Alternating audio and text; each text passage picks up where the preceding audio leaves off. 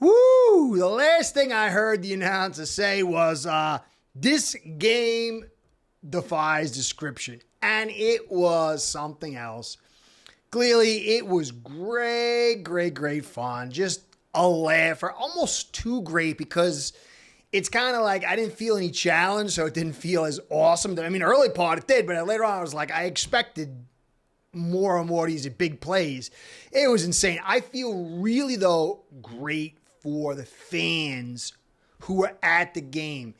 You know, these fans have been going to the game for so long, and there's nail biter wins, nail biter losses. This one, though, was just a nice day as far as the weather, and then a beautiful, beautiful experience for those watching. Obviously, for all of us, it was a great time. I mean, records, verging on records. It was a joke. It was so weird, though, that midway through the game, I started getting this weird polarity of feelings. I was feeling really proud of my Dolphins, you know, because clearly you're seeing a team here that if you don't come correct, it's not going to be pretty. You look at the Bolts and you look at the Broncos, and they didn't come correct, majorly correct in different ways. We destroyed them. And that's just what's going to happen going forward. But there was another part of me feeling almost ashamed of the Broncos and their performance and how they played, and really feeling bad for the fans, the Bronco fans, because there was something going on here, and I don't know if this team is tanking or what. They get a first round pick finally. I don't know what the deal is, but this was one of the worst performances I can remember. It was comical, and this is not to say what we did today is not a value. Obviously it is. You know, I don't care if someone's even playing half-hearted or inept. It's never happens, this kind of stuff. But clearly this team, Vance Joseph, should be fired today. Peyton, who I had high respect for, I'm very, very surprised that this kind of play would, I mean, it was, but I'll get into that. The good, there's so many good news. You know, look, Tua, he's MVP leader right now, without a doubt. I mean, was it 6 touchdowns now, 2 picks, and over 1,000 yards after 3 games. That's a crazy. A-Chain coming out finally, gets 200 yards on a day. Mostert, I believe he had 4 touchdowns on the ground. First team to have 5+ pass touchdowns, 5+ rush touchdowns. We beat our 55 points set a while back with 70 points on the day. Insane. We had 726 yards. He's close to breaking the Rams. 735. I really wanted that one. Didn't get that. And then we had the opportunity to break the all-time record, which was set in 1966 when the Dolphins formed. And some people might be saying McDaniel should have gone for the 3. He didn't. He chose to run it out. And I like that record. But the record I want more is the Super Bowl lapse between 1972 and now. And what McDaniel did today, you got to understand, the refs, the league, other coaches are going to look at him and say, that was honorable. And there is something to be said about that. You know, you get guys that get really bitter at you. All of a sudden, they start trying to attack certain players certain ways. Things cannot go your way as far as the football guy. I don't know. I would have liked to have the points. But to me, McDaniel showed himself to be a guy of honor. You know, they were putting the points on, and you can say, oh, that's, you know, some people get upset about that. I mean, I don't know how you can. Half them were running touchdowns. But when he did that, you could see Peyton, who's an old school guy, look up to him, and he wouldn't let him go. He kept shaking his hand. That means a lot. I know a lot of people wanted that record, but I am proud of my head coach for getting the points, getting to that position, and saying, you know what? I'm going to get it the right way. I'm going to show respect because my goal is a Super Bowl, and that's the one I want the most. So I was really happy about that. We didn't get it. It would have been nice, 1972. 72 points, 1972. I don't know. I believe that Shula would have done the same thing. I don't believe Shula would have kicked that ball. He had too much respect for the game. So, I don't know. Anyway, unbelievable. There's some little things to be concerned. We can talk about that in a second. But unbelievable. I mean, this is ridiculous. What 155 quarterback rating for Tua? What was it? Almost 8 yards per carry for A-Chain. Mostert, he had 3 touchdowns. I thought it was 4. This is ridiculous. Hill, 9 for 157. We didn't have Waddle. Could you imagine if Waddle was in? What do you put up, 200 points or something? Is it crazy? Guys, you have to... there's nothing you could say about this production. You just got to be overwhelmed. I understand. To me, though, when I look at all this craziness, it doesn't say as much about the ceiling for me. It says about the floor. And that's the best because now... the Broncos are a terrible team. This is a team that can go 0-17. This is one win or something. And I don't know if they're tanking or what they're doing because it was mind-blowing. The penalties, the fumbles, the missed tackles. There must have been 40 missed tackles in this game. But what you saw here is same thing with the Bolts. If you got a coach that isn't even like slightly above average, and he's not playing with like top-end talent, it's going to be liquefaction. I mean, utter liquefaction, the speed. And you saw Tehran come in and had his line blocked. I think if Lamb was in, we probably would have still had a lot of the same stuff. This Broncos defense is trashito. But we know you can go through the list of the teams we got, and there's just a bunch of teams that don't even stand a chance. And some of these other teams that are like close, if they're not on their game that day, we're going to get ahead and be able to stay ahead. And we are so dangerous. When teams are looking at this and preparing for this, it's going to alter the way they see things. And this is great, great stuff. I didn't, there were some things we can go over. I thought I'm going to keep going on positives with the players. It's so easy just to, pour awesomeness on this because it was totally, totally awesome. Holland, 2 forced fumbles. I knew that Fangio was going to get this guy to play. I love that punch at the end to knock it out. Yeah, he's just on point. 7 tackles on top of that. I thought Kohu had a really good game. This guy's playing so good for us. It's amazing that he's going to be a third guy when Ramsey gets back. When Ramsey gets back, it's, different. There's some things that concern about this pass defense. Van Ginkel, the guy's a player.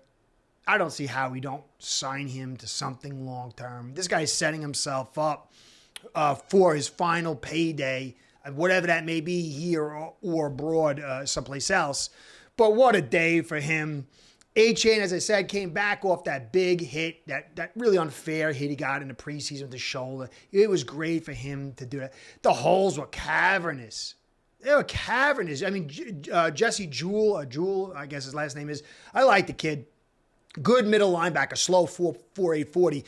But I think he got injured and he was out for most of the game. This was a atrocious display, and it was mirrored by a pinpoint, serious, intense display by the Dolphins, and it just created something you rarely, rarely see. And it feels good. I'm tired of the tight games. I need a little break mentally. I just want to come here and just laugh and say some funny stuff and have fans enjoy. And I think that's really what was the best for me today was I knew like right off the bat, like this team, we're going to have a good day. And so this is great news. Dolphins 3-0. You got the Bills coming up, which we'll get into. They're 37-0 was an unbelievable victory, but I always find flaws. So I like with the Dolphins going in there, still having a chance, but there's some questions getting into that. But then you got the Giants, who are a disaster. And then you got Panthers. There's no reason after 6 games this team is not at least 5-1. And now we set up for the division battle. And it is going to be an epic display. So Ace Per Head's betting software is the premier white label platform for bookies to manage their players and grow their sportsbook operation. Click the link in the description below to get set up in minutes. Ask for the Curtis promo and get a special introductory discount. This game was really easy to smile, but hard to eval. And it's going to be this is probably going to be the most difficult time for me to truly find good evaluations on the film this week. And so what are you talking about? This defense did not come to play. They weren't into it. They either had no talent. Vance Joseph just dialed it in. He's not. It's going to be very hard because the positives are so grand that and the poor play, it's just going to be very hard to eval. But you know what? We won. The one thing we don't have to eval is you screw with this team and come unprepared, and the speed will kill you. Kill you. So now on a downside, I forgot even the Chosen got a TD. He came in. That was nice. I thought I'd see him a little bit more early, but what a backup play you got on the practice squad for him. I think you call him up one more time or something like that. And it's great because you didn't need Waddle. So I had to talk about the Chosen. So downside, Phillips, he left a little early with the bad back. Now, was it because, hey, look, we got the Bills coming up. We're ahead. Van Ginkle's playing good. Kid, just get out of here. Take care of that back. You got to be ready for this week 4 matchup. Or is it an aggravating thing that we're having problems? I hope not. I really wanted Phillips to have a big, big year. I love the kid for the person he is and the talent. But tall guys like that, if it's a lower back, then can be a problem. I'm hoping that's not it. Sadly, though, the more critical factor, and this could be a big one, or again, it could be just the same thing, is Connor Williams with his, somehow he injured his groin on a 22-yard run or something from A-Chain. He got pulled back and put his questionable. But was that just another, hey, man, we got the Bills coming up. We need you healthy.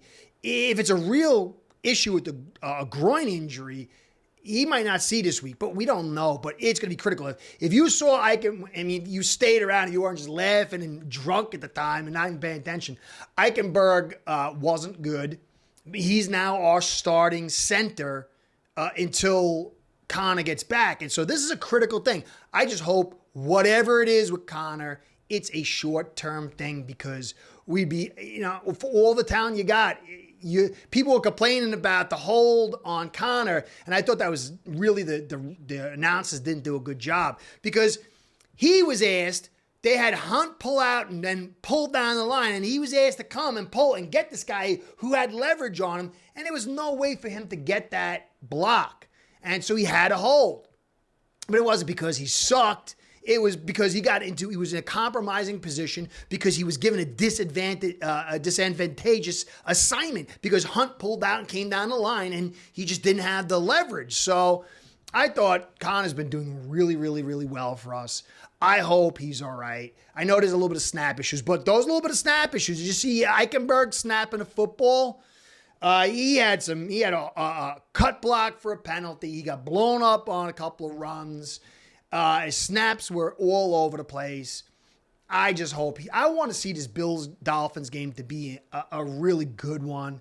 And we need Connor in there. Eichenberg's not the guy. So that's to keep your eye on those two injuries.